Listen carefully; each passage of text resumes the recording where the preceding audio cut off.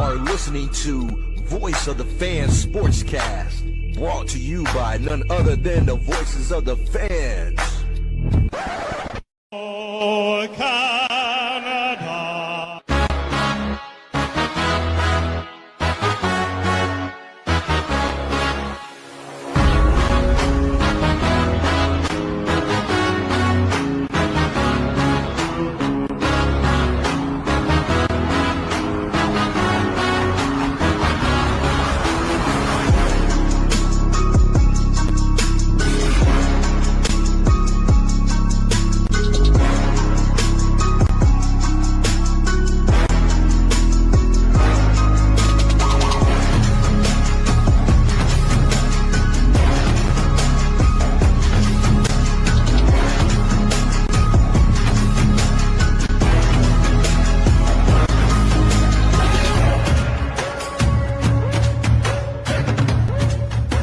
For Tuesday, the 16th of September, I'm Randy Kure. This is Voice of the Fans Canada. We are live on YouTube once again. Thank you so much for joining us. Or if you have downloaded tonight's episode off of your favorite podcast catcher, please like and subscribe of Voice of the Fans Canada. We are on most social media platforms at VOF Canada. On tonight's episode, we are getting closer and closer to determining who will make the playoffs in Major League Baseball. Is there any point in playing the NFL season? Of course, the Buffalo Bills are destined to make the Super Bowl. At least that's what the top prognosticators are suggesting. We will discuss that. Could Sidney Crosby be playing elsewhere? His agent a couple days ago did give an inkling that there may be a possibility that Crosby would find a new home. And we are going to have a special edition of Straight Facts, Bro Relax. The Roundtable, as always, has assembled. Coming back from a beautiful family vacation from the motherland of Cyprus, Tony Antoniou is here. Tony, how are you? Randy, fantastic. Miss it dearly, but happy to see your beautiful mugs. How's it going? Oh, hey, it's been too long, Tony, and we're definitely going to get into your vacay in a moment, but we definitely need to introduce a dear friend of the show. He is Yankee proud, he is USA proud, but he's been on this podcast so many times, I want to declare him an honorary Canadian. He is the host of Foursquare Sports, which could be found on 102.3 KIXP. He is also the co-host of the Talking Baseball Show with Sal Angeletti on 107.7 The Bronx in Lawrenceville, New Jersey. He is Matt Siriani. Matty, how are you, my man? It feels great to be on the show again. The honorary Canadian badge. I will gladly take it. No, I just want to thank you so much always for joining us. Buddy. Yeah, I always love your insight. But Tony, please do tell. You and your beautiful family went over for Cyprus. Now you go once a year, once every 2 years. Am I wrong in that? Not precise. Well, not really. Well, 2 years ago, I was my first time in 23 years, actually. Oh, okay. Okay. So, yeah. You know, life gets in the way when you're starting a family and stuff. So, and it's expensive too. But sure. After going a couple of years ago, I've made it a pact to not wait that long again. So, I want to try and get in every other year at least. I might go back next year. We'll see how it is. It's just a beautiful place, and there's just a lot of family there, and yeah. It's a different type of vacation, right? You're enjoying blood. You're spending a lot of time with these wonderful. I'm very lucky to have a nice, beautiful family as well. So, and my daughters got to meet them all for the first time in their lives too. So it was cool. Cousins their age that they got to get together with and spend some time. It was good. It's always emotional getting there. It's emotional leaving. Sure. I remember, when you were younger, we used to take these trips. I couldn't wait to get back on Canadian soil. Sadly, it's like part of me always wants to tell my parents, "What the fuck did you guys ever leave for?" That country's had their problems too, so I Okay. understand what they did, but it was great. It was fun. It was fun. I know exactly what you're talking about with family from overseas. Like my parents being born in Sri Lanka, went there as many as 5-6 times before my 21st birthday, and a number of cousins who are my age over there. And it's something about family. You could be halfway across the world and you have that connection, and it feels like they're just in the next city. And I mean, this was obviously a time before social media, and of course, these days we're so much more connected. We could easily talk to our relatives from overseas, FaceTime being what it is. No, it must have been very special for your daughters to have that connection with their relatives. And also, there's please. No, it's a hell of an experience, and I advise that. I don't know about you, Matt. Do you have you're Italian, I assume? Or? Correct. Yes. Do you have family back there? Do you have any connection back to Italy at all? So that's a good question. So my ancestors came to America from Italy, and that's how the last name Siriani is popular. And it's actually pretty common in America, my last name. So Well, just ask the coach of the Eagles, right? No relation to the coach, I guess. Yeah, oh my god. I don't know. It's an incredible experience always. I don't know why. I have no idea. It's just, I guess the older you get too, there's uncles and aunts. You don't know if you're going to see them there in the spot when you get back there. So, I recommend it to everybody to try and reattach with your roots, especially these days. It feels like it's that much more important. Mm-hmm. But Yeah, I truth be told, the majority of my family is here in the Toronto area. My father having 7 siblings, 7 siblings, 5 of them are in the greater Toronto area, 2 of them are in Sri Lanka. My mother doesn't have any siblings anymore in Sri Lanka. Her 2 brothers passed away, and her one brother is here, another brother is in Melbourne, Australia.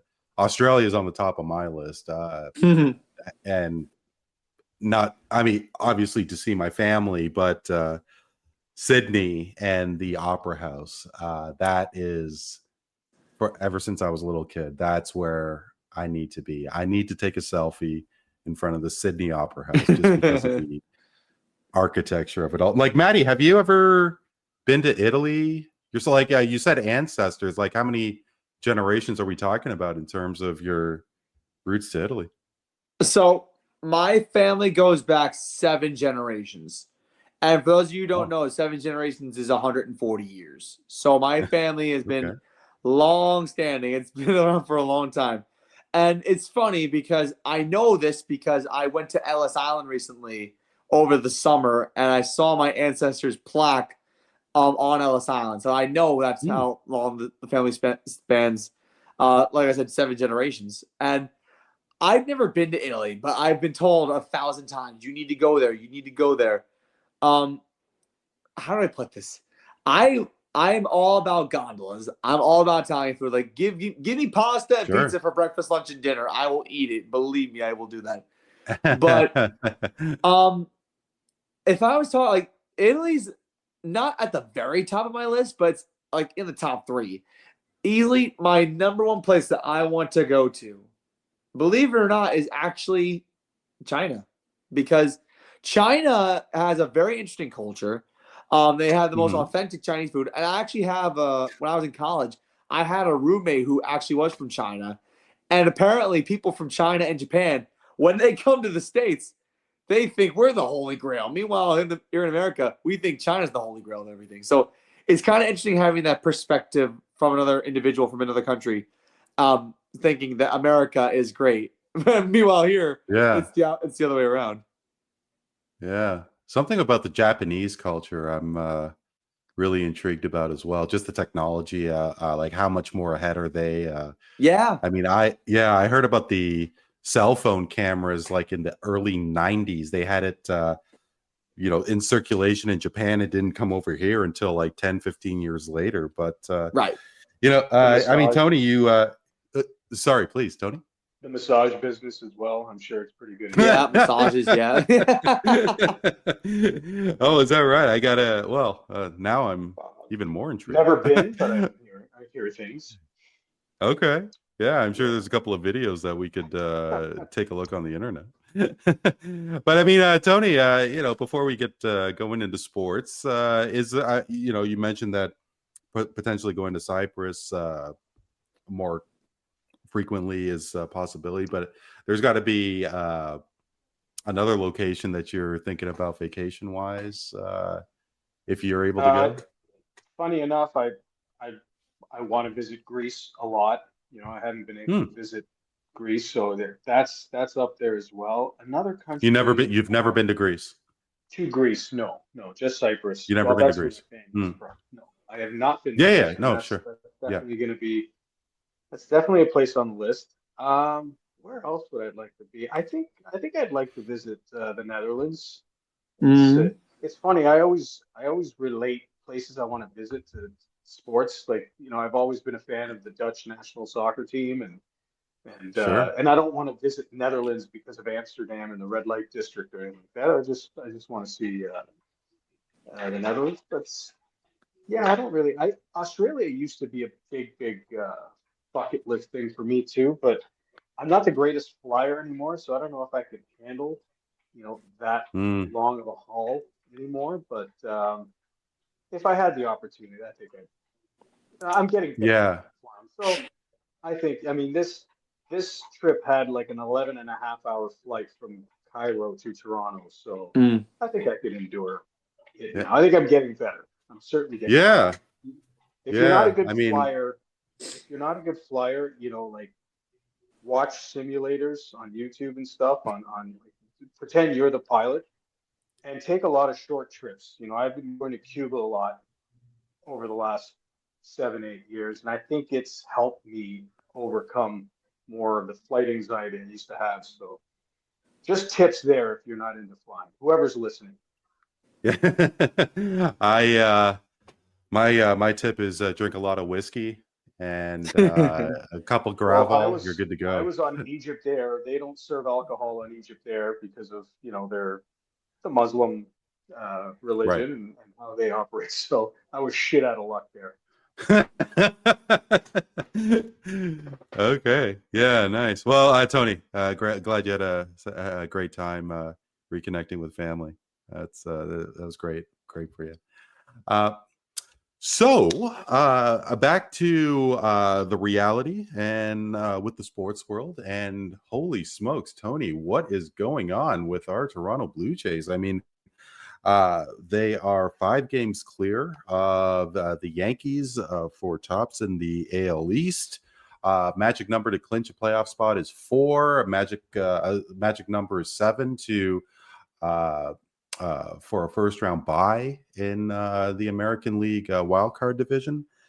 Actually, Tony, we are going to talk about the Jays in a second, but Maddie, it was great to chat with you and Sal Angeletti when we did chat. I think it was towards the end of August, and something like that. Yeah, and the Yankees they were on a bit of a heater, and then had lost a few games like over the past 5 or 6, but I mean they were 11-7 in their last 18 games, and in a high level sense, like what has stood out? I mean, from my perspective, if I may, it seems that the Yankees are getting a little snake bit with some fielding errors, some costly ones too. Well, yeah, they have a little issue with shortstop because Anthony Volpe has not been effective over the entire season. Let's just put it that way. So they brought in Jose Caballero from the Rays to platoon with Volpe, and actually Caballero's been getting a little bit more starting time at shortstop over the last dozen games, and it's benefited because less fielding errors, better at bats, Because if you look at Anthony Volpe and his batting average, he's batting like 206 or something like that, like something terrible. And it's also the fielding errors, but it's also the fact that his confidence is just depleted, Volpe. Now, as far as like what's actually been going right, definitely Aaron Judge bat has woken up a little bit. And then Cody Bellinger has been awesome all season long. I mean, well, he started off slow, but he's actually picked up, and now he's great. I also like the way that Trent Grisham is being clutch from time to time. And then, you have guys like Jazz Chisholm Jr., who no one thought would be this good, is almost at 30 home runs this year. It's all looking really good. And I think if you're going to go into the playoffs, I said this before on a chat. Right now, the Yankees sit at the 4 seed, and I'm going to say this right now. Next time I come on your show, I got to wear all Blue Jays stuff because it's looking pretty apparent. We made a bet, Randy. So, okay, we made a bet, but I mean, like, you didn't lose the bet yet. You're jinxing us. Oh, okay. I'll pump the brakes there. But the Yankees are in position to make a wild card right now. I think the main thing is they got to play well down the stretch. And their final 12 games are easy. They got Minnesota, who they dominate. They got the Orioles 7 times. The Orioles are terrible. Well, definitely below expectations. And absolutely for sure, the White Sox, who are dreadful. So right now, the Yankees have a good shot to make the playoffs. They just got to not shoot themselves in the foot. That's mainly the main thing. And I think ultimately, if they end up playing Boston in the wild card, they're in trouble. Because Boston has owned the Yankees this season. They've owned the Yankees the last few seasons, especially if they get Roman Anthony back, which is likely going to happen. And one thing that I said was I wouldn't be too mad if the Yankees slide to the 6th seed and play the 3 seed, because right now, if you look at the playoff standings, Seattle is in first place in the AL West and likely the 3rd seed. I'd rather face Seattle than I would face Boston, to be honest with you. But what about playoff experience, Matty? Because I'm looking at I'm trying to get a hold of the Red Sox roster there, and from what I understand, from what I remember off the top of my head, they don't really seem to have. I mean, between Duran, Roman Anthony, Devers is not there. I mean, the 2018 team is a shell of its former self, obviously. Excuse me. Yeah. A lot of people weren't really expecting Boston to be so dominant either. Right. So, isn't it? I mean, between the Jays, I think it's a flip of any coin, especially when it comes to the playoffs. And hey, the Yankees did make the World Series last year. They did. That's what I'm saying. Like, I think like if you want the easiest path possible, play in Seattle, because Seattle to me is a one-trick pony. They hit home runs, specifically Cal Raleigh, but that's really it. They're not great with the small ball. They're not great with their defense. They have some hiccups in the outfield as well. I think that they're still a fairly young team, so I'd rather play Seattle. Now, as far as like what happens after that, like if we were the 6th seed and we come out of that wild card, we'd be playing either Detroit or Toronto, depending on how the seeding goes. If the playoffs started today, that's the key phrase. If the playoffs started today. Now, it's looking like Detroit's going to be the 2 seed. And honest to God, I don't know how that's going to go, because Detroit's really, really good. And they're young. They got good at bats. They have a swagger about them. And as much as I hate A.J. Hinch for what he did with the Astro scandal, he's coached this team very well. Yeah. There's no arguing there. Well, speaking of managers and if they have coached well or not, it seems that no matter what Aaron Boone does, he's always going to be on the chopping block. Again, made the World Series. Yankees were fans are basically they've been crying foul on this guy for a large part of the season. There's no chance that he comes back if the Yankees don't make the World Series again, let alone win, right? Yeah. Listen, Aaron Boone is a shell of what Girardi was and a pipsqueak of what Joe Torre was. But I mean, how can you compare that? I mean, Joe Torre, he had all these studs. I mean, who did he not have? Joe Torre. Well, listen, the Yankees were the cream of the crop in the 90s and early 2000s. Sure. I will admit that. But at the same time, like, you don't develop Derek Jeter without a great manager. You don't develop Bernie Williams. You don't develop the core four of Mariano Rivera and Jorge Posada and Andy Pettitte. You need proper coaching. And Joe Torre was the master of getting this core four together. Now, you need a guy who can handle a bunch of egos too. Yeah. Valid. You've had a lot of coaches try and coach stacked teams that it didn't work out. So we got to give a little credit to Joe Torre for the job he did. Yeah, that's what I'm Perhaps. saying. Just a little. Yeah. Just a little bit. Yeah. Yeah. But I guess, Tony, between managing the egos versus the talent that is clearly there, sure, there is something about developing players. You just mentioned that. Right. But, if you have a bunch of Mercedes, how much difficult is it going to be to turn them into Ferraris? Right. Like, I mean, I'm actually quite proud of myself because I don't know anything about cars anyway. But regardless, like, who does Aaron Boone have? I mean, of course, Aaron's Judge, 100%. Yeah. Bellinger just got there. Paul Goldschmidt essentially just got there. Jazz Chisholm, there's still a new car smell to that guy. They lost to Garrett Cole. Yeah. So here's an impossible question for, I guess, both of you. I mean, is there any way that Joe Torre could have made any sort of difference to what Aaron Boone is doing now? Well, the reason why Aaron Boone, and I might ask you to rephrase the question, but my big thing right now is that Aaron Boone is not managing the game a lot. He's managing the game poorly on most fronts. Now, if the Yankees didn't get a lot of breaks along the way over the last several years, then he'd be gone if George Steinbrenner were still alive. But obviously we have Hal now. But the Aaron Boone is just, he plays favorites a lot to players who don't do well. Like, how many times have we seen Devin Williams blow a save or pitch badly? How many times have we seen Anthony Volpe make an error? And those guys get second chance after second chance after second chance.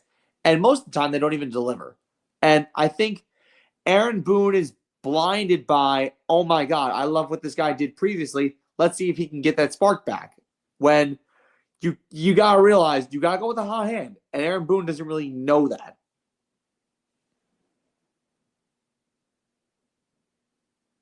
I think you beat it, Randy. I was hoping to go a whole show without needing to turn my mic on.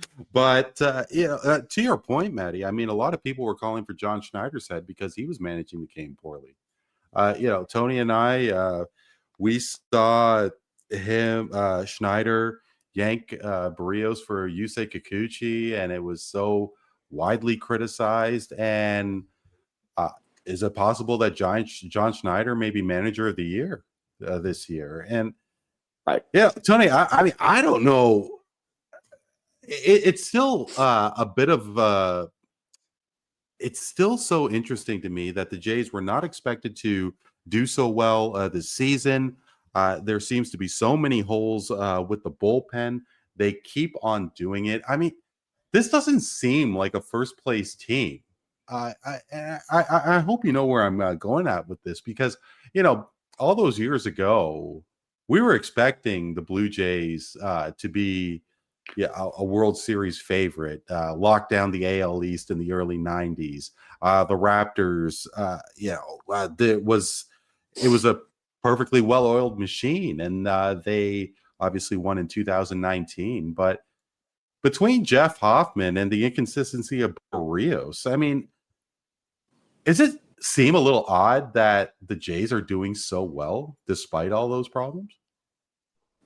Oh yeah, very. Like, for me, 100%. Like, I approached this season, and I said this before, so I'm sorry for sounding repetitive, but I put myself in the Blue Jay fan on recess category because I just wasn't happy with the management group.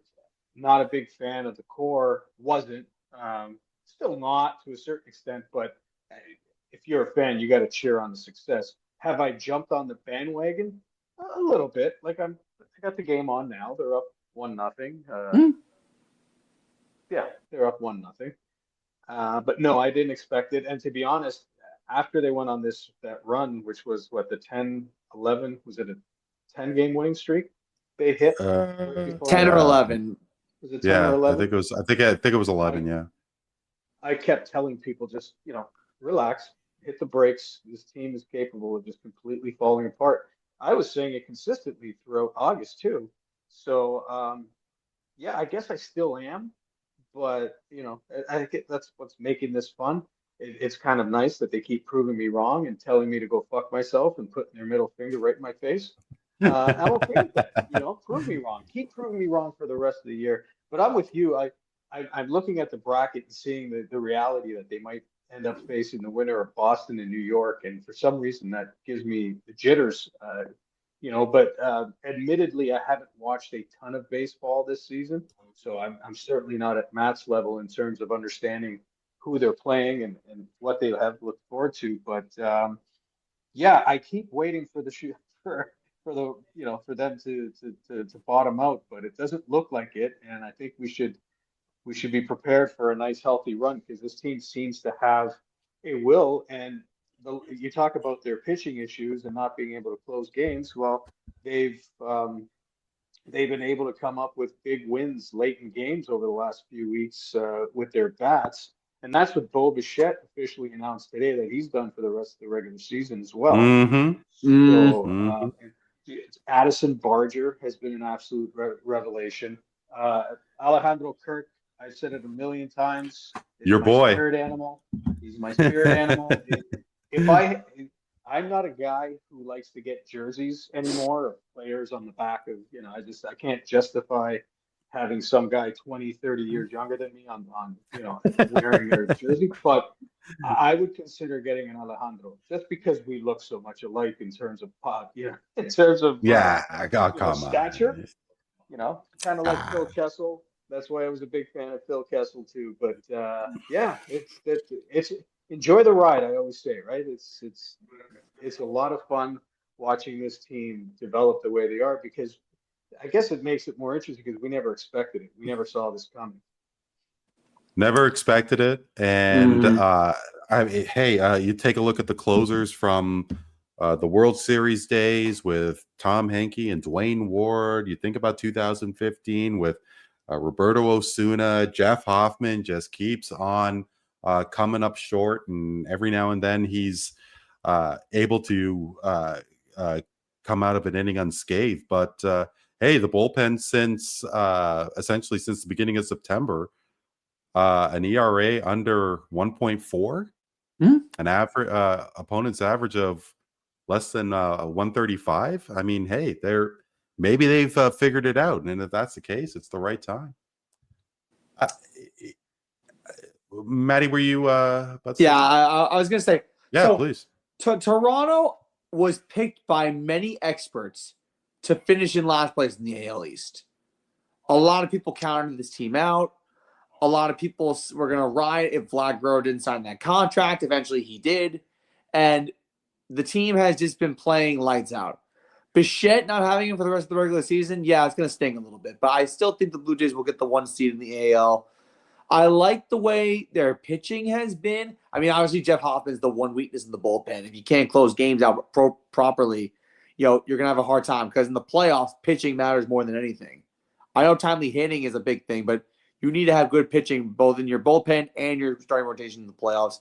And if you can't get that, then you're going to have to figure out other ways to win or hope for a miracle. But the Blue Jays look like a team that are just ready. They're ready for the postseason. I know the experience doesn't really show. I think the last time we saw this team in the playoffs was when they blew that 8-1 lead to Seattle in the wild card. But Yep. I think they're ready. Batty, to put you on the spot, because as Tony mentioned, completely agree. We're not at your level when it comes to baseball. I don't know if Ken Rosenthal is at your level, but yeah. When you think of a guy like Jose Barrios, I mean, he has been pretty inconsistent. Yeah. Where does a Madison Bumgarner like when you think about Madison Bumgarner, who was Wow. just so dominant in those World Series, especially the 15. No, sorry, would have been 15. It was 2014. 2014, yeah. 2014, excuse me, against KC. He came out of the bullpen. He was such a workhorse. Tony and I could remember Orel Hershiser when he went 59 scoreless innings for the Dodgers when they won in '88. Jack Morris, a 10-inning shutout ball for the Twins in '91. Bumgarner, Hershiser, like, are they locks for the, like, I mean, because from what I remember, Madison Bumgarner was just another guy. He just turned it on in the playoffs. Is it possible that maybe Barrios could do the same thing? He could do the same thing. I mean, he's had a good year. I mean, not exactly like ideal, but I feel like when you see a guy play a good but not breakout level, you know that when they get to the playoffs, they're in for something special. Because look at, for instance, like, and this could be with any pitcher. The Dodgers had a couple pitchers that weren't that great. I mean, Jack Flaherty specifically, but in the playoffs, he showed up when he had to show up. That could be the same with pitching. Now, I want to get into Bumgarner for a second because you mentioned Madison Bumgarner. You also remember he had some key hits in those World Series, not just he was a hell of a hitter, yeah. At the dish as well. Like, he was a really good hitter when it came to the playoffs. Barrios could. I think you also got to hope that Max Scherzer turns back the clock one more time, but that's huge too. Well, yeah, I mean, between Scherzer being over 40, Shane Bieber with coming back from major arm surgery, Hoffman can't be consistent enough. What's Barrios? And of course, the Toronto Blue Jays are 5 games ahead of the Yankees for first place in the AL East. Thank you. Tops in the AL right now. I mean, it makes perfect sense, doesn't it? Yep. But Tony, and another thing as well is that the Jays are putting a lot of importance to Trey Yesavage. Here is a top prospect who's been dominating. He came up from nowhere. I think he was in Class A at the beginning of the season, and a lot of people were calling him to make the big club. He made his major league debut yesterday. Didn't do too bad, with 9 strikeouts in his major league debut. It was within 5 innings. I believe he had the franchise record for most strikeouts for a Jay to make his debut. Did you think that was still rushing him, though? I mean, anything, of course, can happen. Would you want to put that kind of pressure on a young kid? Doesn't even matter if it's a pitcher, but even a position player, could even be from a different sport. Do you think that they rushed him regardless of how well he pitched yesterday? Well, clearly not, but there's got to be something in his makeup that the organization feels very confident with, at the very least. And this is, I mean, I remember the days of September call-ups and how it used to work. This kid is coming into the perfect situation. He's not going into, a Pittsburgh Pirates situation where he's surrounded by, a bunch of losers or whatever like that. He's getting valuable experience right now. Being in that winning environment, there's got to be something special about him, because correct me if I'm wrong, Matt, it's not often you see a guy drafted last year as a pitcher and being pushed through into a major league situation that quick. So correct. Yeah. He seems to be different in that sense. And I guess the organization senses it. And he's showed them so far that you're right. I don't think they'll give him too much to do, but I could be wrong. But if you ease him into certain situations, why not? I think it's a great idea. He gets exposed to a winning situation right now, and I think it's only going to be good for him. But I think to your point, though, Tony, is that how many players are teenagers and early 20s playing Major League Baseball? I mean, off the top of my head, of course, Juan Soto is one, Bryce Harper is one, Ken Griffey Jr., but those are position players. But pitchers, I mean, Strasburg, Strasburg. That's exactly who I was thinking of. And yeah, I'm trying to think he of didn't. pitchers. I think Jeter was 20 when he first got called up, and the Yankees made the playoffs in '95. Yeah. So, but Maddie, off the top of your head, can you think of a pitcher who was a teenager in early 20s to make it to the big club? Drafted. There was a guy drafted by the Oakland A's, I remember. Yeah, you know, Todd Van Poppel. Todd Van Poppel. I can't think of too many pitchers that get drafted as a young teenager or a 20-year-old. I know I can think of Jackson Churio, a la our good friend Lily Schumacher. I can think of that. But as far as like pitchers go, I can't really think of too many youngster pitchers that come in, unless I'm forgetting one. I know that if the Yankees get that playoff spot, they're going to start Cam Schlittler, one of their top prospects, and he's in his early 20s, if not maybe 19 or 20. I don't know his age. I don't know his age off the top of my head, but he's a young kid. He's 21, 20, maybe even 19. But he is probably going to start in the playoffs as their third starter. And I think that pitching in the playoffs and pitching in a regular season game are two completely different things. Because in the playoffs, it's win or go home for the most part. Well, now that we have the wild card, it's best of three. So you're more than likely going to have, if you lose a critical game, that could hurt you in the long run. You have 162 games in the regular season to determine how good of a team you're going to be. If you're a young kid, you need to get into the system and acclimated quickly, because if you're put in a playoff situation, the amount of pressure you face is immensely high. So Cam Schlittler, he is 24. Paul Skeens, he's 23. Paul Skeens, and of course, they're probably going to rename the Cy Young Trophy in Paul Skeens' honor. That's right. Yeah, he's that dominant. Or is it possible? Here's another impossible question for you: that this whole development process is not really needed. I mean, because you go from Class A to Double. I mean, why? I mean, if you're an 18, 19-year-old kid and can play basketball, you're going to be in the NBA right away. Right. And Tony, same thing for hockey. I mean, do you need to be? Well, I guess it was only recently where football players could declare early and they could enter the NFL draft. But why do pitchers need to be why do they need to be brought up so slowly, especially these days when their arm falls off anyway? I could think of a couple good reasons. Because in pitching, there's a lot of mechanics that go into the type of pitches you're going to throw. It takes a certain conditioning to get yourself to 6 innings, to get yourself to 7 innings. It's for any given situation. Like in baseball, in college, at the college ranks, your arm gets tired after 100 pitches. Sometimes the stars would have to go past 100 pitches to get to 6 innings, 7 innings, what have you. And, you have to condition. But they're only going 5-6 innings now. Correct. And why waste all that talent in Double A if you're that dominant? If they're on a strict pitch, I mean, they're on it.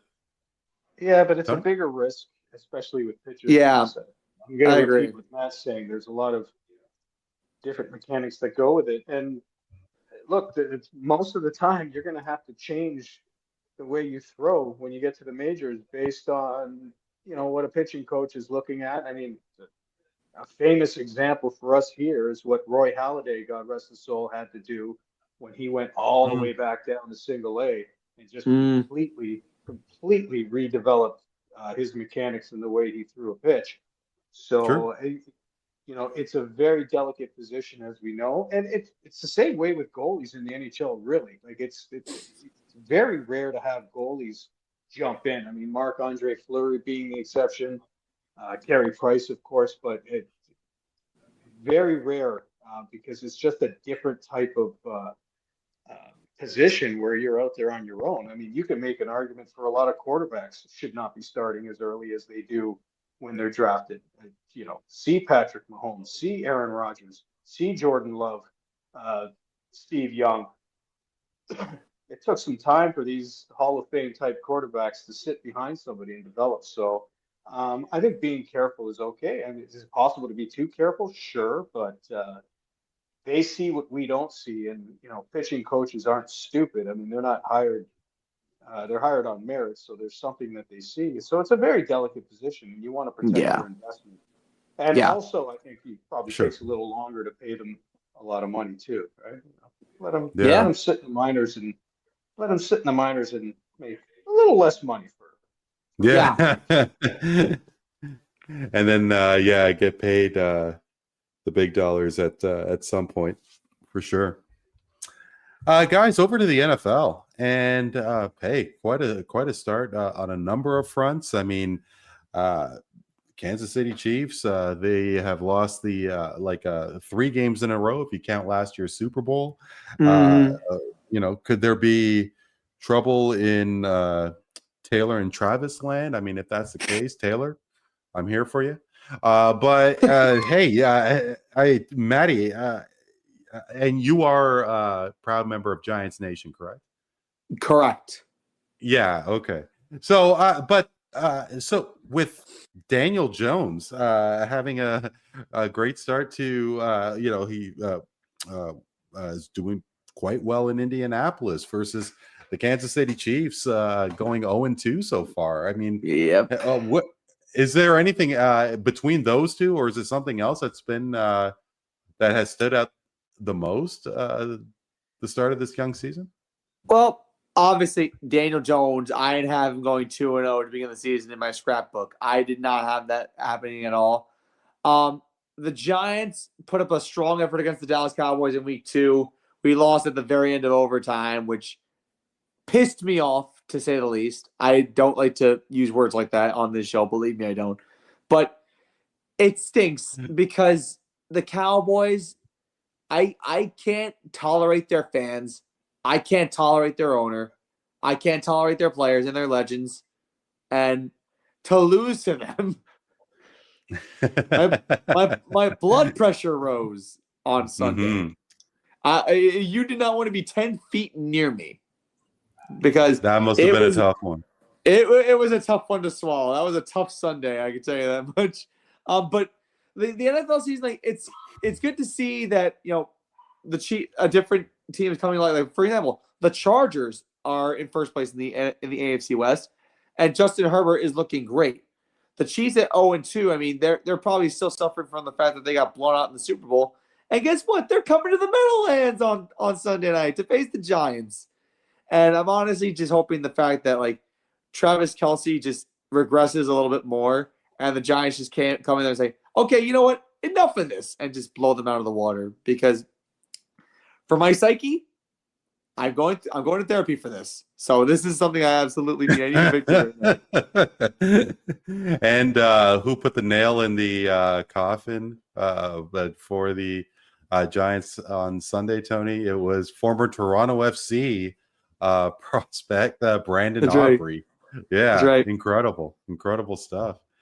So Tony, I don't know if you could see, but I know that you saw on my social media that I do have.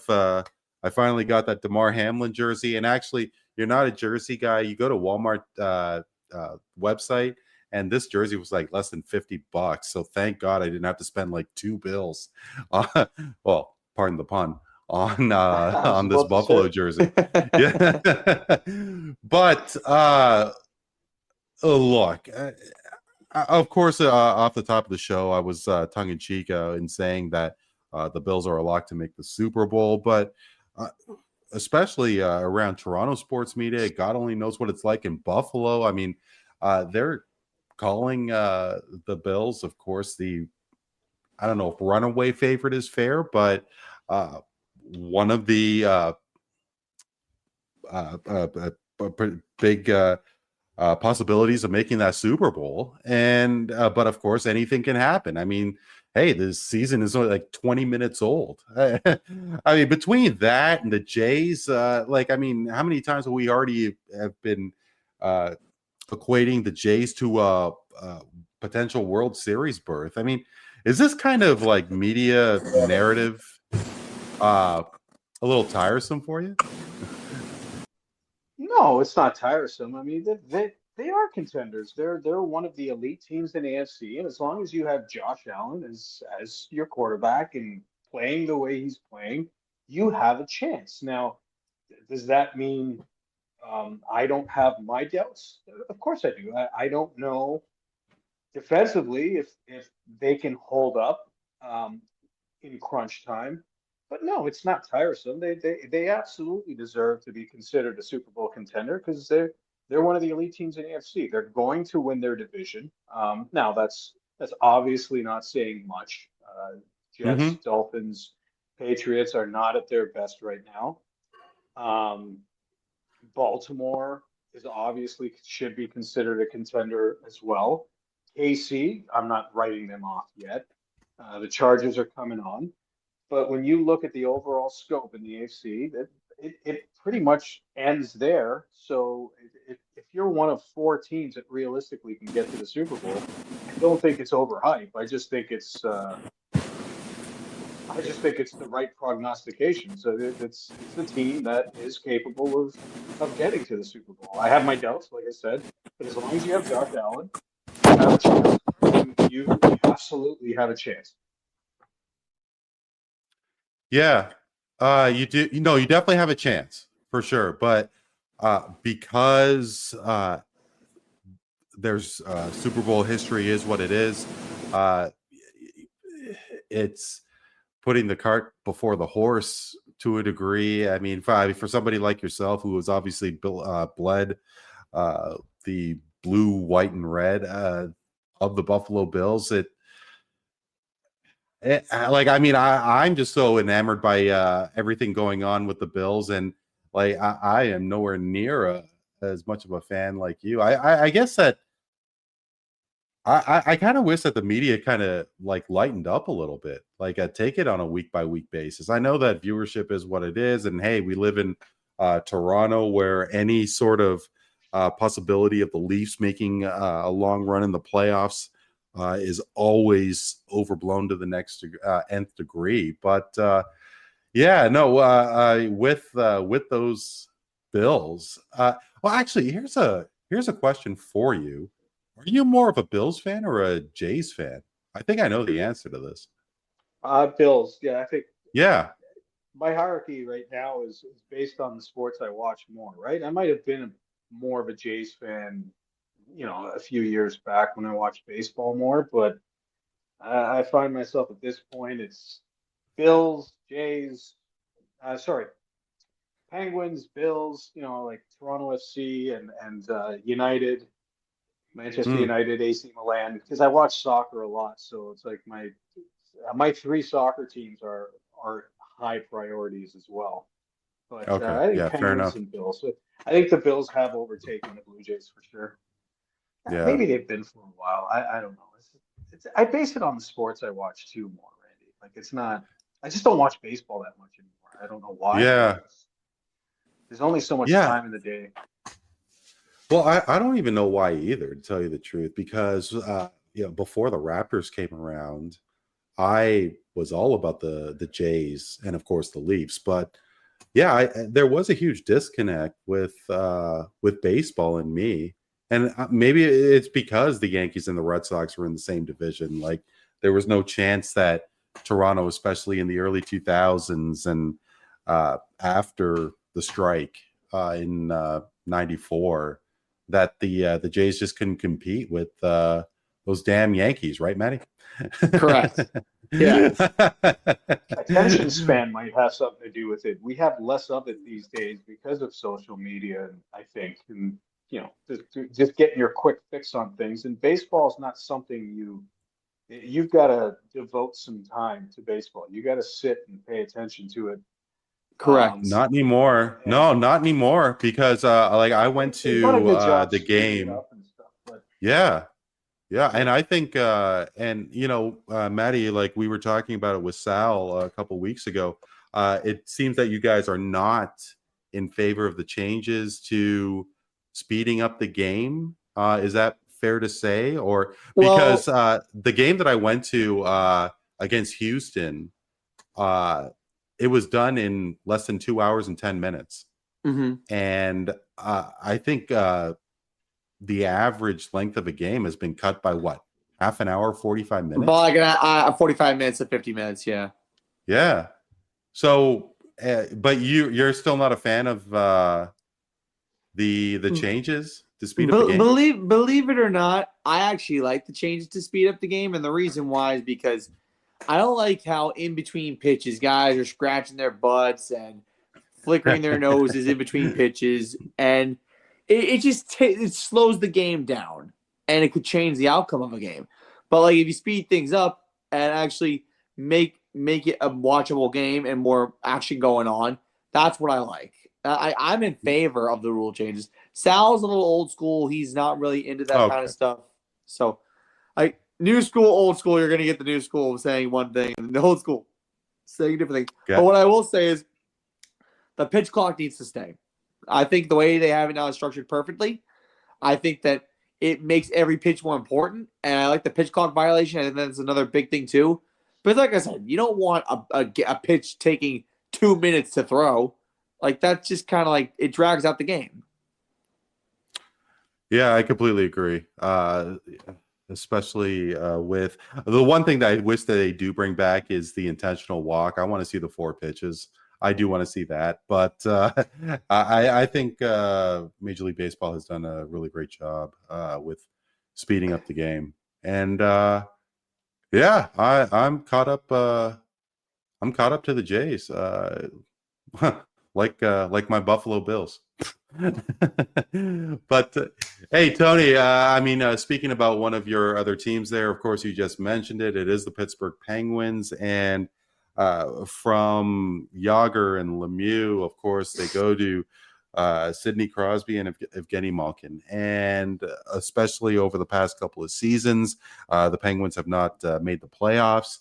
And Crosby's agent, Pat Brisson, did have a couple of interesting things to say about Pierre LeBrun. I'm paraphrasing here, but essentially Brisson said it's always a possibility. It's a possibility that Crosby may accept a trade. He wants to be playing playoff hockey, and he should be playing playoff hockey every year. Crosby kind of denounced those comments. Are you still of that position? I know that we've talked about it before, but are you still confident that Sid is going to stick around with Pittsburgh? I'm confident that he wants to finish his career as a Pittsburgh Penguin. Absolutely. I think he wants to, but if you're staring down a 4th straight season without the playoffs, which is what they are now, he's going to have some decisions to make in the offseason, which I totally understand. And so therefore, yeah, there is a possibility he could end up somewhere else. I did, up to about this past offseason, I was 100% confident he's not going anywhere, no matter what. But there is a window there. There is a window there. There's a sliver that tells me that he is leaning that way. And obviously, he's very good friends with Brad Marchand. He saw what Brad Marchand went through this year, being traded, having his career rejuvenated, Stanley Cup champion, ends up signing a 4-year extension. He went to his Stanley Cup party in Nova Scotia. They're off-season training buddies, fellow Nova Scotians. So he could be having that creeping in his head saying, maybe I need this as well. And so anything is possible. Here's what I know. Sid has absolutely 100% earned the right to control what happens in his career. And I'd respect any decision he makes at this point because he's earned it. He's given everything he's had to the Pittsburgh Penguins. And right now, they're not a good enough team to give him a chance at having some playoff success. I will say this, though. Some of it is on him. And I've said it before. When he stepped in during contract negotiations a few years ago under the Ron Hextall, Brian Burke era, he positioned hard on keeping Evgeny Malkin, especially. My thinking was you walk away from both Malkin and Letang, open up some serious cap space to keep the thing going. kind of what the Washington Capitals are doing right now. They got lucky because of Nicholas Backstrom having the long-term injury, which ultimately resulted in retirement. But decisions like that help get the Penguins where they are right now. And Kyle Dubas is in a position where he's got to think about the future. Now, having said all that, we're drafting Sean McKenna first overall this year because that's just the way it goes for the Pittsburgh Penguins. The next great one's coming to the Berg. But yeah, I'm a little less confident now than I was a few months ago. And I don't think it's got anything to do with what Pat Brisson says. These two have been together for a very long time. I think 15, 14 years old. An agent. So they're in lockstep. This wasn't by accident, right? Pat Brisson's not putting this out by accident. He's taking the heat off of Sid, and he's putting Sid into position saying, hey, my thing hasn't changed. I want to be a Penguin for the rest of my career. This is what I want. This is what I want. But there is a but, right? And we'll see how it goes. We'll see how it plays out. But I would be sad. I want to see him go wire to wire. He's going to break Mario Lemieux's all-time points record, I believe. Well, he's got his games easy. Mario didn't play that many games. It's very possible. Well, I think it seems obvious that Sidney Crosby is somebody who likes a routine. And his contract is such where it's $8.7 million. And I mean, is it very possible that he's going to pick up and go to another team?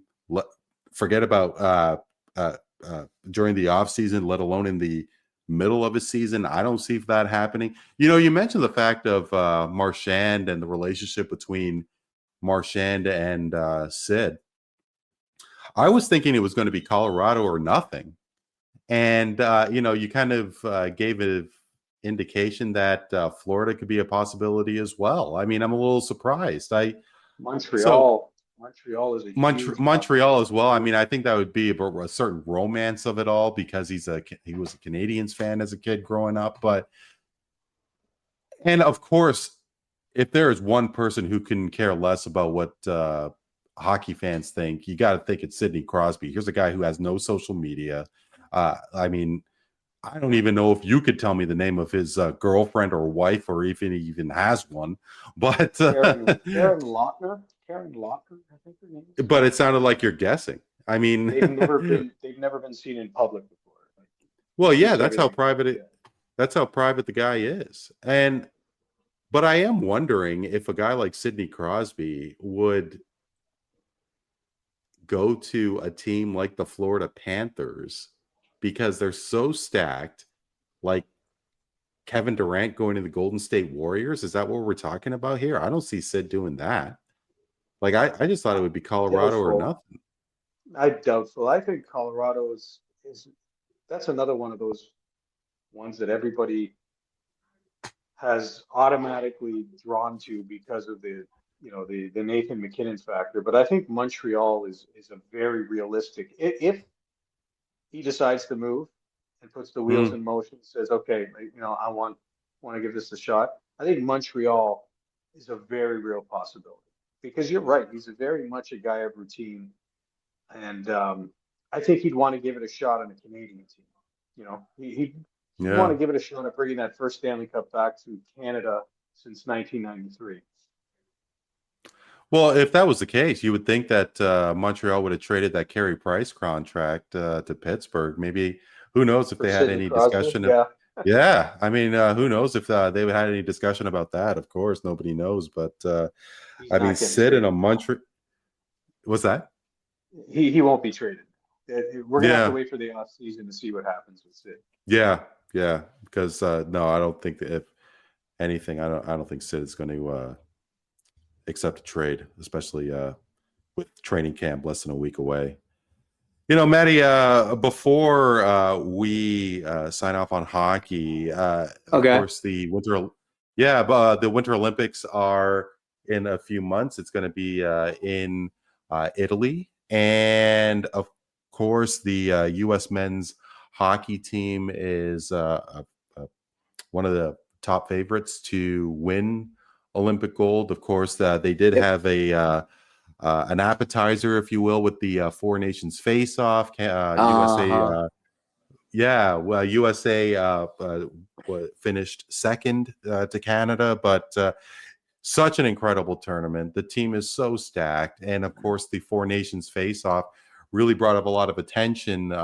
You and I have talked about it a number of times. I mean, do you think that the United States, is there like USA hockey? Do you think that a lot is riding on this particular tournament with everything that's going on, everything that did happen in the Four Nations, and the fact that the U.S. is so stacked talent-wise that it's basically gold or bust? All right. So one thing that you mentioned is that so the Four Nations face-off was on a little bit of a lower scale because it wasn't the Olympics. The Olympics, everyone tunes into the Olympics. The Olympics are country versus country pride. That's really what this is all about. Now, Four Nations face-off is the same thing, but it's on a smaller scale. The Olympics are huge, and there's more nations, more competition, more reason to be worried. But one thing that you mentioned is that Four Nations face-off final, that may have been one of the best hockey games I've ever seen in my life. And I think that For sure. the United States is probably pissed that they lost that game the way they did. And I think that going into the Olympic tournament, they're probably going to be motivated to bring gold back home. Now, I can't remember the last time that Team USA won the gold medal in hockey in the Winter Olympics, but it probably was gold medal. That would have been 1980, right, Tony? 1980. Miracle on Ice. That's right. Yeah, 46 years. At that time, that was a massive upset at the time. So 46 years of a drought. I think the U.S. is determined to try and snap this. And if they do, I think that hockey is going to be the cream of the crop. Well, hey, listen, 46 years of a drought, not winning a gold medal, but no offense, we've had 30-plus years of Stanley Cup trophies. Hey, give credit where credit's due. Now, Fair. Of course, a lot of those players on those Correct. USA teams are Canadian, but I mean, I'm aware. But truthfully, and I said it on the show here that I thought USA was going to take it. I thought so too. It was close. I mean, Tony, would you say Canada winning Four Nations was an upset? Because I would say it is. I mean, who's Jordan Binnington over Connor Hellebuck? No, I wouldn't say it was an upset. I think it was even money between the U.S. and Canada. And overtime? Huh? It was an overtime. It was overtime, and we just lost Tony. Hopefully, we get Tony back here shortly. Yeah, but between Connor McDavid and Austin Matthews, I mean, maybe the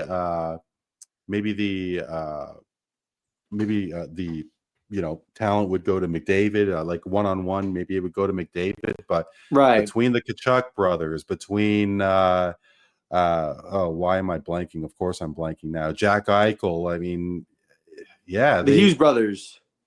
The Quinn didn't make it. He was injured.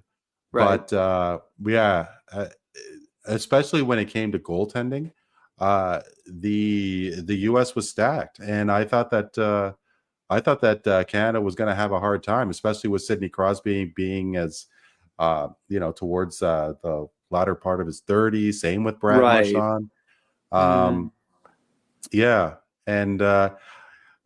But we'll see. Yeah, I mean, it'd be interesting to see if the U.S. if it's going to evolve at some point, because I was taking a look at their who could potentially lead the U.S. in men's basketball. And yeah, sure, you had Anthony Edwards, but they also had, I can't remember who I was watching. I think it was the NBA. Oh my God, the show with Malika Andrews and the NBA show, NBA Today. Excuse me. Yeah. And you had, I think, Devin Booker. There was Joel Embiid, and you didn't have the ultra dominant stars like you did with Kevin Durant and LeBron James, Kobe Bryant, Michael Jordan in 1992. Yeah. I mean, what I remember that Team USA team for 2024 like the back of my hand. I remember it was Joel, it was Kevin Durant, it was LeBron, Steph Curry got his probably only gold medal of his career. Yeah, Jason Tatum. Like, it was a very stacked team, and they were the cream of the crop the entire way throughout the tournament. But I remember that compared to 2021, where they barely won the gold medal, that was like, it was night and day. 2021, they won the gold medal, but not as comfortably as they did this year. Well, yeah, and there were close matches in the gold medal game. I mean, from 2024, excuse me. I think even the Redeem team was a close game as well in 2012. But there was of course. Hey, Tony's back. All right. Maddie and I, we were talking about the U.S. basketball team there. But yeah, you said that Canada's Four Nations squad wasn't so much of an upset. It was a flip of the coin. And truthfully, I'm a little surprised because between the Kachuk brothers and Austin Matthews, you had Jack Eichel there. Actually, maybe Eichel was hurt. But between McDavid, I mean, could you put Marner on that list of leaders on that team? Crosby, Marchand, they're north of mid-30s. Like McKinnon, Bennett. And McKinnon, sure. Yeah. Makar. Sam Reinhart. I will say the Canadian dominance over the last few decades has probably motivated United States players to up their game, because one thing that the United States has taken pride in over the last couple decades in the Olympics, Summer Olympics, Winter Olympics, is actually being competitive and actually putting up a good product and winning gold medals. Now in the Summer Olympics, they're dominant there. We know that for years now. And in the winter sports, the U.S. isn't the superpower. It's usually Canada or a couple other countries like the Netherlands or something like that. So the U.S. is ramping up their game, extra training, extra reps, like you name it. They're trying. Well, just more exposure. I mean, expect more exposure as well, Maddie, because correct. Arizona, they didn't have I mean, their franchise has now left, obviously in Utah, but the Toronto Maple Leafs have stars from the state of Arizona, and Austin Matthews and Matthew Nyes. Stars potentially elite players from maybe the state of Texas or even Florida. I mean, with the Lightning and the Panthers going as strong, like, it's just a matter of time before U.S. is running the show in terms of international hockey, I think. It's possible. It's possible. Hey, listen, the exposure, like you said, absolutely helps. Yeah. We're seeing the fruits of the development program that started. They started aggressively on it, I guess, 20 years ago, maybe a little bit before that. And it's we're seeing the fruits of it now. Basically, you're seeing a lot of talented players from all over the U.S. Like you said, Randy. There's not a place you can't go anymore to unearth a hockey player, and the development program has been a huge reason for it. And college too. College has become a place to go. I mean, it's not just junior hockey anymore. And of course, with NIL, which we discussed on a previous episode, that also helps too, of course. Yeah, and with the recent wave of expansion, when you go to San Jose, to both teams in Florida, you move the Jets to Phoenix, Nashville. It's a matter of time before elite talent come from those states and play hockey. Guys, it is time for Straight Facts, Bro Relax.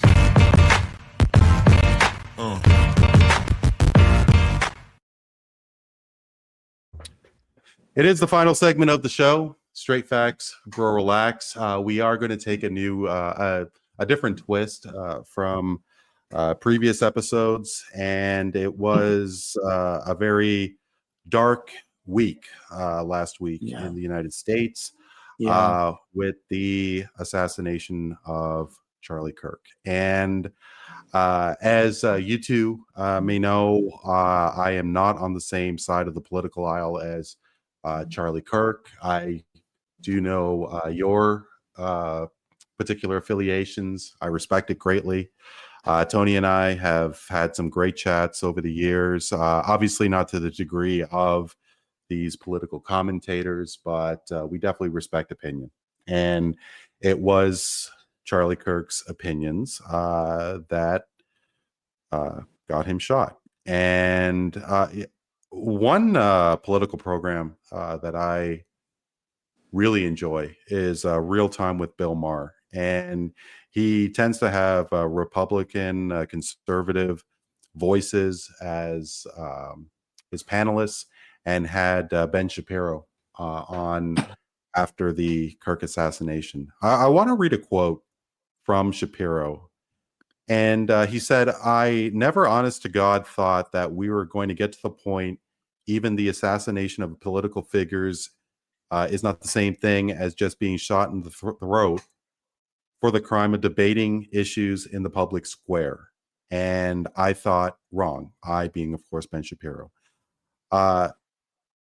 That part, I have to say, is something that I don't agree with. Because look at the state of events that have taken over the past couple of years. You think about Gabby Giffords. You think about Steve Scalise. You think about Donald Trump, especially the one time in Butler, Pennsylvania. But you think about the second time when there was an apparent assassination attempt at a golf course nearby. Right. And you know, I'm sure that you two have particular opinions to this. And I have to say that for me, it's not about who is more responsible, who does it worse. This is about those who like to poke the bear, those who support those opinions against those who have been poked. And the way I see it is that social media has just evolved to a point where people cannot handle it. Yes. And I personally am a fan of legacy media. I do find it is an irony because, of course, this show is not on legacy media, but you have cancel culture that is obvious and so evident in legacy media, but then you have a violent culture in what is evolving today. And I don't think that this is the great alternative to legacy media. Tony, I know that you have a couple of thoughts. What do you think? Disagree with you. The difference between those people you mentioned is that they're actual politicians. And so we've seen people take shots at politicians in the past. This was a guy who was doing exactly what we should be doing as a society.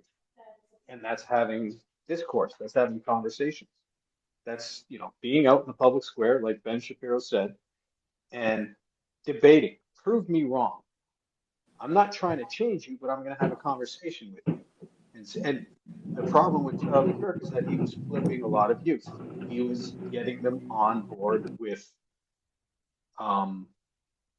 what the country should start to look like again, or what would look like. And whether you agree with it or not, that instantly made him a threat. And in many ways, he was a bigger threat than some of these politicians because we have never seen a conservative movement for youth like this before in our lives in the States. You just have never seen it before. Another thing that Ben Shapiro mentioned is, and the other thing I disagree with Sori, is that we do need to start looking at sides. We do need to start looking at where the blame should be laid here. It's not about, this is not both siding it anymore, Randy. This is a violent reaction to arguments that you can't win. You're not trying to debate. You're just trying to shout people down. And that's happening a hell of a lot more on the left now than it is on the right. So I think you have to parse that out. I think you have to look at that. I don't think we can be nice about it anymore.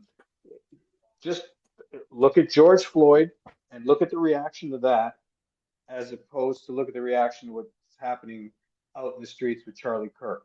A lot of nice prayer vigils, a lot of nice protests, quiet prayer vigils for Charlie Kirk. Nothing's getting burned down. No businesses are getting destroyed. Nobody's getting shot. And to piggyback off of something else that Ben Shapiro said, and I agree with you on social media, it is a problem when it comes to that as well. But he also said there's been permission structures put in place to. So you caught the episode. You caught the episode with Bill Maher. Well, no, he says this on his show as well. But yes, he talks about the permission structures that have been put in place by Democrat politicians, the legacy media that you love so much, et cetera, to categorize speech and words as violence. And I think that's wrong. It's unless you're actually calling for the death of somebody, words are just words. And if we get to a point now where that's considered violence, where words are considered violence, then we got a long way to go. We got a problem. That's not the society I grew up in, and that's not a society I want to be a part of. And to sit there and to listen to some of your legacy media cohorts saying how Donald Trump needs to temper the rhetoric. Well, it's been over a decade where they've been calling him Hitler and a Nazi. What do you think is going to happen? What do you think is going to happen? There's a lot of vulnerable kids out there, right? Especially people in the trans community as well. Very vulnerable people. You keep poking, you talk about poking the bear. You keep telling him this guy is here to erase you. He's erasing you. He's dehumanizing you. He's violent with his words. What do you think is going to happen? All it takes is one person to be triggered by it, and we get to what we get to. So what are the answers? What are the solutions? I have no idea, but this one hit hard because this is a kid, basically, 31-year-old kid with a family, not trying to hurt anybody. I've been on a rabbit hole of his stuff since his passing. It's just popped up in my timeline. And my God, it seems so simple, the discourse between him and people who are trying to challenge him. He's so respectful. He was so calm. It's insane. It's insane. And I don't know how it changes. I have zero confidence that the rhetoric will get tamped down, because you saw what the celebrations were like after he passed. I mean, there's been hundreds of firings because just deranged people have been celebrating this guy's death. And it all has to do with just people who are ignorant, never listen to what he said, just echoing the same shit that gets put out there. He's a racist. He's a white supremacist. He wants to erase black people. It's the same routine over and over again. They all do it. And it hasn't worked. It's not working. And in fact, more and more people are calling out that bullshit. So that's why I'm thankful to have platforms like this. I'm thankful to have non-legacy media platforms doing as well as they are, because I think you're getting something a lot more real there. I really do. If you find the right balance, you're getting a lot better information than you are with legacy media, because they're in on it. They're in on big time. They've got some blood on their hands too, Randy. And so that's where I disagree with you there. But yeah, man, shitty times. I don't know what else to say about it. Matt, I'll give you a shot at it too. But this one's sad. It's sad because it's just, he did nothing other than just invite conversations, like I said. And he was good at it. He was good at it, and he became a threat, and they killed him for it. Okay. Let me just, I'm not I have not watched any political commentary over the last several days, but I do have my own thoughts in my head that I can just unveil without, pointing towards other people. So last year, when Donald Trump was almost assassinated in Pennsylvania, leading up to that, the media were calling him a threat to democracy. And that was put out over and over and over again. And what did it do? It caused one youngster, I believe in his young teens, early 20s, to go to the top of the roof and try to shoot him. And Trump was saved by this much. And then what happened was he got up, he was okay, and then you had that iconic image of him holding up his fist in the air saying, "Fight, fight, fight." What this needs now, the media, like Randy has said, it's influenced so many people. And social media, it's a good thing to keep in touch with society, but it's also a bad thing because if you're our youngsters, like in your young teens, early 20s, as mentioned before, that little age group, that demographic, you could be easily influenced by what you see online or on television or here on radio and just think that that's the truth when it's not. And it could eat you up. It could consume your mental process, and it can make you say, you know what? I want to take action. Because sometimes we hear the same stuff all the time. We just get sick and tired of hearing it, or we just don't like what we're hearing, and we just want to put an end to it. But as someone who's going to therapy, let me tell you this. Violence is not the answer. Never has been, and it never will be. And all I can think about right now is that two nuggets don't have their father to grow up with. And someone's a widow now because of the stupidity of someone's actions. I don't like it when that people are celebrating death of someone who, just like we said, he's inviting conversation. He's getting people to speak. He's getting people to, showcase what their knowledge and just ask questions and get information and maybe learn something. And all I learned was that there are some cruel people out there. And if you were celebrating Charlie Kirk's death and you lost your job, no offense, you deserve it. Because it's not professional, it's not appropriate, it's despicable, and it should not be allowed or tolerated. And it sickens me that this is not the first time this has happened. It's happened before in the past. Like, there are politicians that are getting threats or gunshots and like people are getting killed. Like, it's not right. And I think the three of us, I can sit here today and say, you know what? Stuff needs to change for the better. And it's not even about if you're left, right, middle. Violence is not the answer. And we need to talk. We need to be there for one another, and we need to have a conversation because sometimes talking is better than actions. Well, a couple of things that I definitely want to unpack there, because what I refer to is in legacy media, which may be different to Tony's interpretation, is simply the 11 o'clock news and not the opinion shows, the opinion-laced shows on CNN, Fox, MSNBC. I mean, MSNBC, CNN, maybe they could be a part of the same team, but Fox, which we don't have in basic cable, Maddie, here in Canada, it is available, but you have to pay extra for it. Those opinion shows disguise themselves as news outlets. Correct. And between those legacy media programs, then you have the same, what I like to think is the same dynamic with Harry Sisson, with there's another Democrat, Brian Tyler Cohen. You think about Benny Johnson, you think about Charlie Kirk, Megyn Kelly. They're all following the same line. If you're talking about, if you're somebody like Brian Tyler Cohen and you're talking about how Trump's plan to strengthen the border, you're going to lose followers. If you're going to be a guy like Benny Johnson and says that gun legislation needs to be more regulated, you're going to lose followers. People are saying that January 6th wasn't a big deal, that the cops were letting them all in, and the same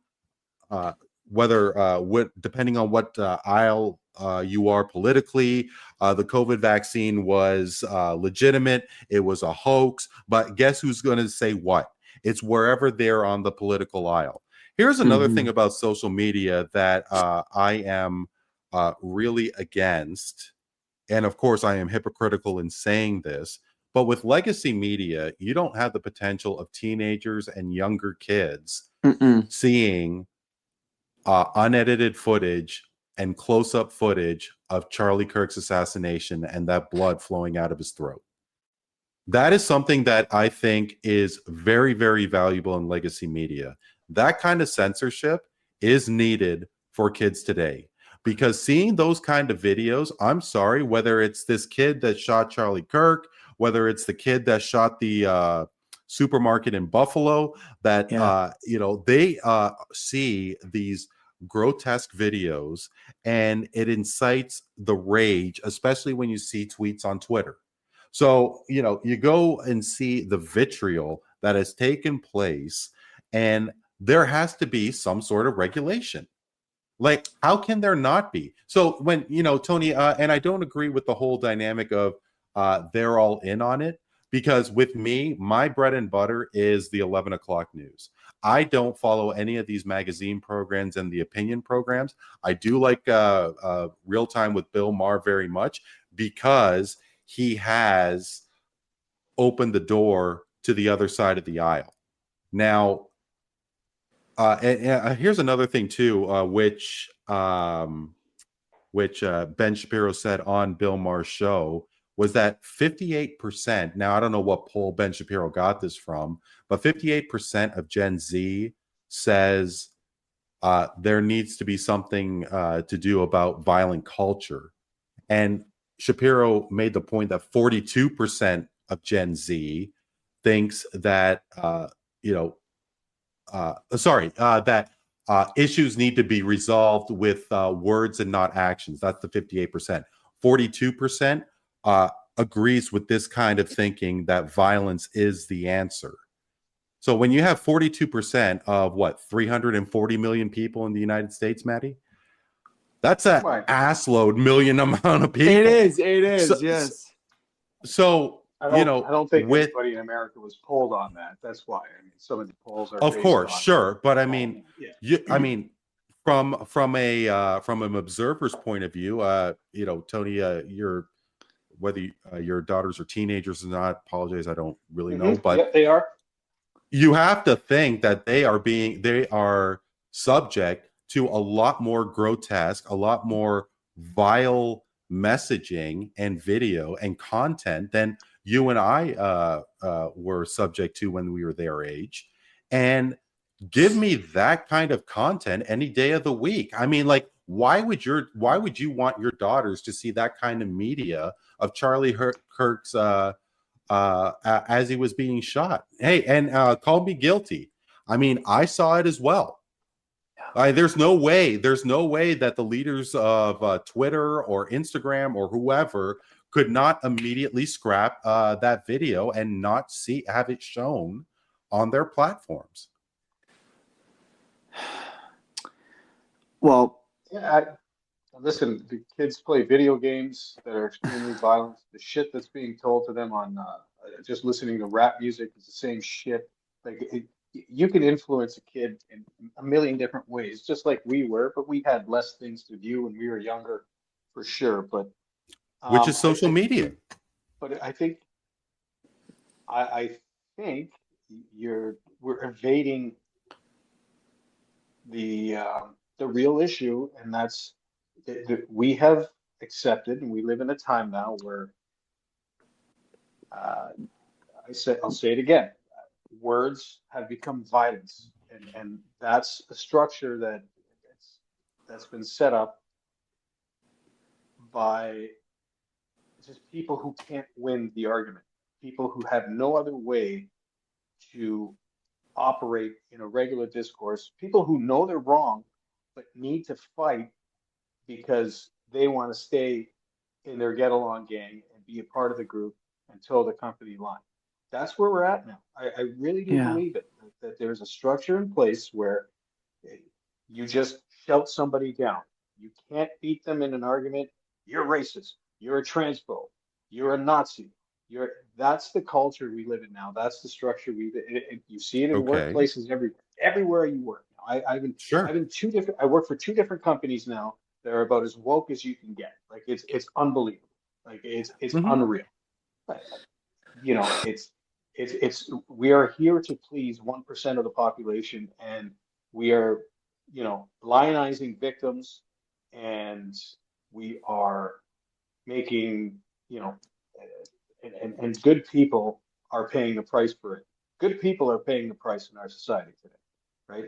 There's I've never seen it like this before. It's unbelievable. But nobody has seen it like this. I'm saying when we talk about exposure to this or to that, at the end of the day, it's like how it was 20 years ago. It's up to us in our homes and how we raise our kids and how we talk to each other before they get out there in public. And hopefully you've reached through to them, you know. But it's tough. It's tough for sure. Yeah. No, you know what, Tony? I don't know how tough it would be, to tell you the truth, because, like, okay, now with regards to fake Instagram accounts, like, okay, the 3 of us, you know, let's focus on Instagram. Now, there are so many people, teenagers and young people especially. Maddie probably knows several. Where you have a fake Instagram account, which is solely for trolling. So that means you're following thousands of people and you have so little followers, but it's solely made. I mean, Brian Colangelo apparently had a fake Twitter account, and he was using it for you know, talking smack to like any one of his detractors. Apparently Kevin Durant as well. Yeah, foreign bot accounts as well, Randy. Like, you have a lot of foreign bot accounts. Foreign bot accounts, of course. People overseas you mean to tell me trying to divide us. Structures are in place to divide us as a society. 100%. So, but you mean to tell me that Mark Zuckerberg can't flush out those fake Instagram accounts and those bot accounts? You mean to tell me that there is no possibility? They tried their best. I think they work. Oh, I don't think so. I don't know. They do, but it's that fine line between you know, free speech and censorship, right? We still have an obligation to free speech. One of the things I admire about the United States of America is that they're very serious about the First Amendment. I don't think we have as much as that going on in Canada like we once did. I think we're losing some of that. So there, you know, it's free speech. It's just speech. But what exactly is free speech? But what does that mean exactly? Like, could free speech mean that I could say untoward comments to teenagers? Does free speech mean that I could say god awful things to any sort of visible minority? Yes. But I mean, like, if I don't mean it, but if I don't mean it, it doesn't mean it shouldn't come without some consequences here and there. Like, you get fired if I'm sitting here and I dehumanize you because we have different skin colors, and my work hears it, fires me. Fair game, absolutely. But should I be shot or go to jail for it?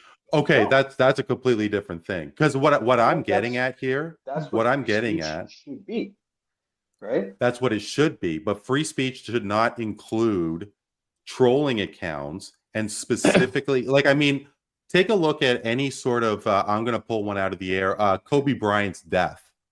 And, you know, all of those negative trolling comments that when Vanessa Bryant was suing the airliner, the helicopter company or whatever, and like people were saying that Vanessa Bryant lost her looks. Vanessa Bryant already has so much money, she doesn't need to sue anybody. Kobe Bryant was cheating on, like, I mean, that to me is not free speech. That to me is hurtful comments. That to me, you should get thrown the book at. Now, for somebody who is on the left, and I think I've said this on the show, that if you have an elementary school class writing the city of Cleveland to oppose the team name Indians, I got a problem with that. For somebody who is on the left, you don't subject little kids to that kind of position because they're only little kids. I don't agree with the whole gender testosterone blocking the whole thing until you're of an adult age. Now, I know I'm getting way into the weeds here, but when it comes to free speech, I think it's a snap of a finger. I just don't think that these leaders of the social media companies, whether it's Instagram or X or Facebook, there's so much money to be made from these trolls. Why would they want to give that up? I think it falls solely on them. Like I said, they're the ones who influence a certain generation, and maybe even a little bit beyond that. Because if you're 20 to 30 years old, you're going to see 30 to 40-year-olds also use social media because you're at that age where you want to get ideas of how you can bring people into your business or get new customers or stuff of that nature. Like whatever works to get you clicks, whatever works to get you followers, subscribers, whatever the case may be, that's what's going to work. Now, sometimes it could be a political based tactic. Sometimes it could be, your own narrative and just kind of putting and sprinkling it with your own, sprinkling history with your own little position. But to me, I just think the most important thing about life is just be your authentic self with everything. And Charlie Kirk was authentic throughout his entire life. And it was taken away from him at a very young age. And you know what? Yep. And it's not only Charlie Kirk, believe me. It's not only people on the right. I'm talking about people on the left as well. Right. When you're a Democrat, if you're a liberal political commentator, and you're saying that Trump is Hitler, and you're saying that all of these, and they're making mountains out of molehills when somebody doesn't agree with certain LGBTQ positions and all that sort of thing, I think you're just beating the company line. Now, I hope you guys can appreciate the fact that I'm using left-leaning examples here. Yeah. But I think they're about as genuine as $3 bills. I really believe that.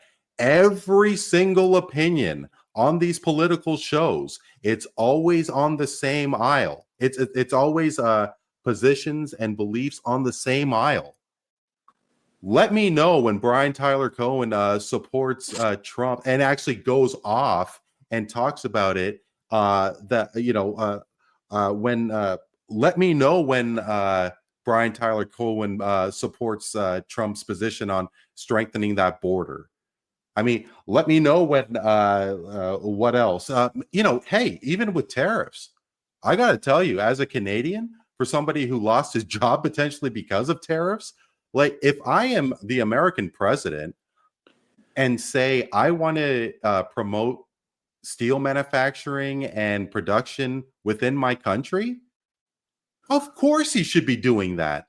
How can one of the most powerful countries, if not the most powerful country in the world, not get their steel from countries like Canada? I mean, but you're not going to hear that on Brian Tyler Cohen's show. You're not going to hear that on Harry Sission's show. You're going to hear more so, and of course, I do think that there is some validity to some of Trump's tariffs, but you're not going to hear that. You are going to hear that. Sorry, please go ahead.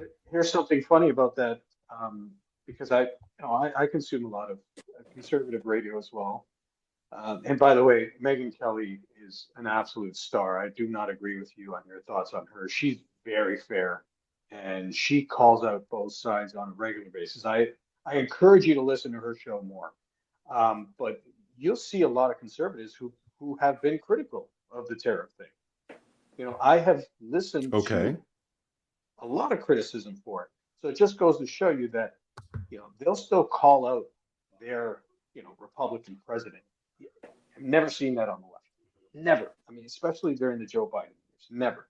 They toe During the the Joe line. They're Biden all- that's why I'm saying they toe the line. They're all in on it, and it is impossible for them. Even though I think deep down a lot of them believe the common sense stuff that we all know, the elephant in the room.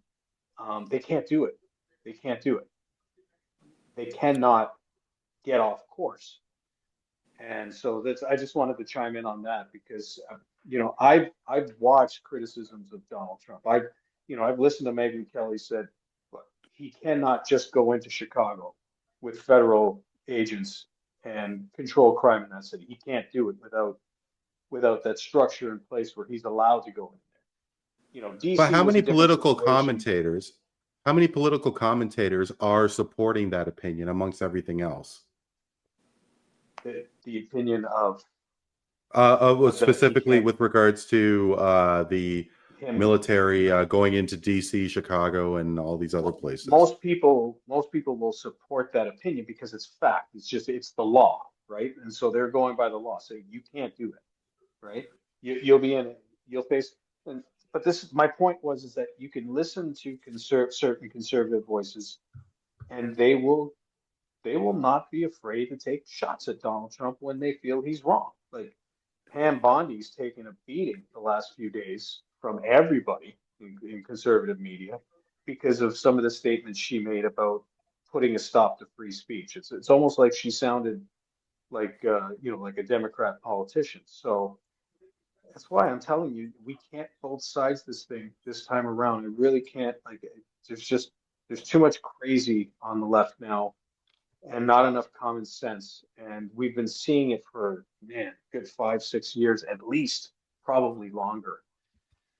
I think my response to that is we're seeing a lot of crazy versus we're seeing a lot less accountability from the right. And how many jokes were made about Paul Pelosi getting attacked in his own home with a hammer? How many times are we going to hear about the 2020 election being rigged and all of these court proceedings taking place? Donald Trump making fun of the person with, I think it was polio, and he was, mocking his movements. I think that was before or during his first Trump presidency. I mean, that was debunked. I'm pretty sure that was debunked too. Yeah, but it was debunked by him. I mean, because what else is he going to say? Like everything else. I mean, but okay. With all of the comments of Mexico paying for the wall, Canada being the 51st state, invading Greenland, and you got all of these comments, and accountability and so on. Hey, take a look at January 6th. I mean, how many? That was a madhouse, and the one specific item I had with Megyn Kelly was specific to January 6th. She was talking specifically with Bill Maher, ironically enough, on his show, and she was giving the whole thing about January 6th. The cops were letting those people in. Give me a break. Okay, I'm sorry, and we don't need to go down that rabbit hole. But yeah, that's another show completely. We don't have enough time for that. No. Yeah, but there's a lot of things that could be debated about that as well. And the one person who died there was a Trump supporter. Right, and the cop as well. So, and I think there were a couple of others also, but I think the reality is that there are so many layers. Don't know where it starts, where you're going to start with it, but I'm very, very thankful that I'm 46 years of age because I don't know what my life would be like if I was a teenager. Maddie, I don't know if you have any other final thoughts to this. I honestly to put a bow on this on my perspective. I guess I can really just say I think if you have a certain thing on your mind, if you're not feeling 100% confident in what you're hearing, talk to somebody, because there's always people around you, whether it be friends or family, that can put you in a good mental space. Sometimes it's not even about political beliefs. Sometimes it's just like mental state of mind. And who better to put you in a mentally good place to prevent yourself from doing stuff like this than your family and friends? And I think that we need to utilize the people around us more so than ever, even if political beliefs aren't the same. Yeah. No, I think there's a lot of value to that. And, pretty sure I said it to you guys as well. Like my father having brothers on different sides of the aisle and growing up with that, just the discussions, the debates, the arguing, and they always leave it at that table, and they never take it beyond those four walls, and have never gotten into a big war of words or big distancing from each other just because of a different opinion. Right. That's why I love you guys. But hey, maybe next time. Maybe next time we'll talk more about sports, okay? Yeah. Sure. Or whatever. Maybe if something else interesting comes about, we'll talk about it, because we talk about it like adults. Yeah. Guys, thank you so much as always. Really appreciate you for joining me. Thank you so much. Pleasure. Thank you, Rand. For Tony Antoniou and Matt Siriani, I'm Randy Kure. This is Voice of the Fans Canada. Hope you're doing well and keeping safe. We will talk to you next time.